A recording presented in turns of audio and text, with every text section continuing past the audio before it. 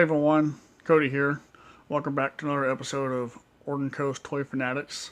I have a few weeks worth of pickups to go over. Been trying to collect a few things before I do another video, so I figured we'd go over the comics from a few weeks ago. A few weeks ago we had a town-wide yard sale thing going on. We do every year.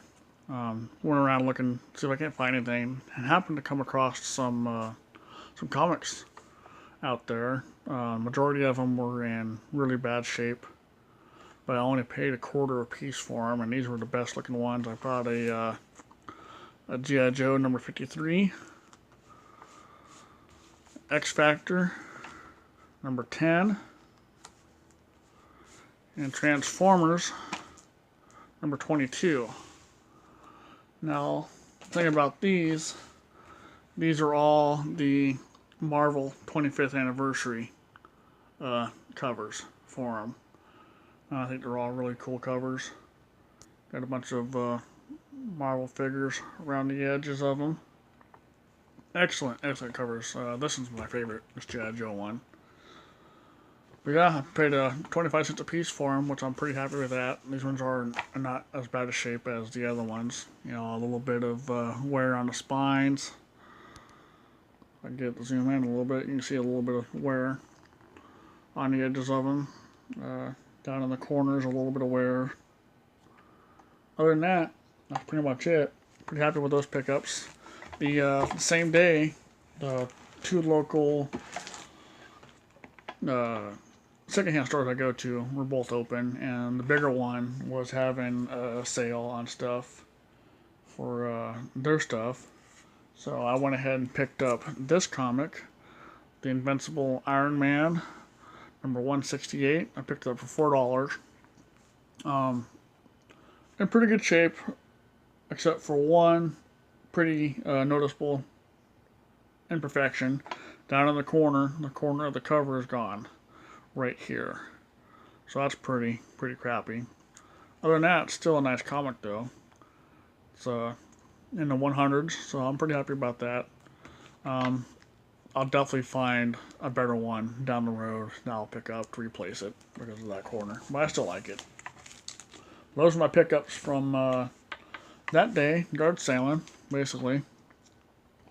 A couple days later, I went over to the next town over and went to another secondhand store where I've gotten stuff before and picked up a couple comics and a couple toys. So I'll go over to comics first. I got this Uncanny X-Men 147, which is in pretty good shape.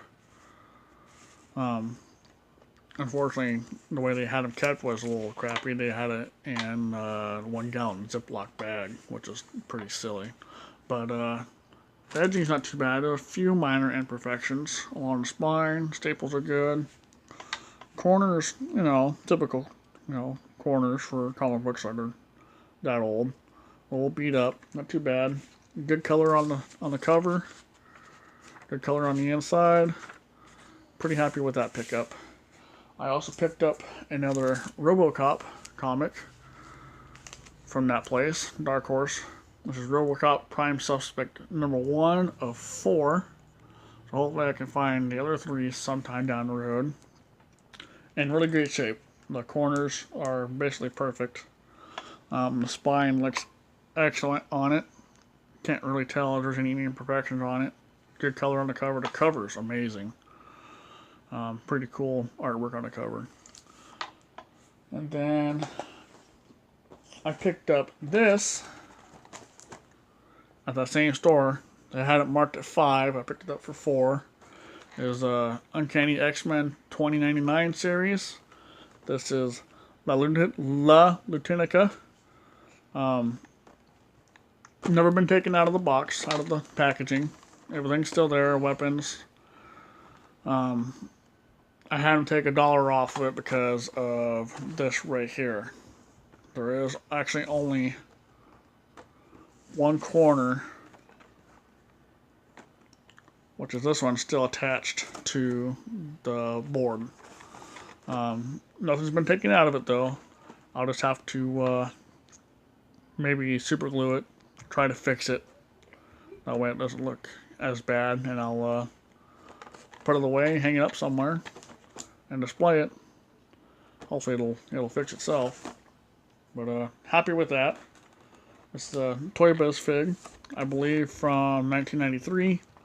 Super cool looking figure. I've never heard of this chick before, so I don't know much about the 2099 series for X-Men, so I'm super happy to have it. I'll put it away with my collection. Later that day, I went back to the secondhand store in my town again and picked up another vintage G.I. Joe. This is 1988 Windmill, and he's in pretty good shape. And like the other G.I. Joes I gotten from there, he's doesn't have any accessories with him. I'll pick those up at a later time, but he's in really good shape. Stands up on his own like the other ones do. Articulation is real good. No loose limbs. All stiff still. Happy to add that to my small collection of G.I. Joes so far. Now, about 5, 6, 7, 8 days ago, I went back to my local secondhand store again, and I picked up this 1993 Sabretooth action figure. Action still works. He squeezes his legs, his mouth opens, and his arms go out. In really good shape. Limbs are still stiff. Good paint. There's a few little imperfections on the back, paint-wise, but it's still in pretty good shape. Paid $2 for this.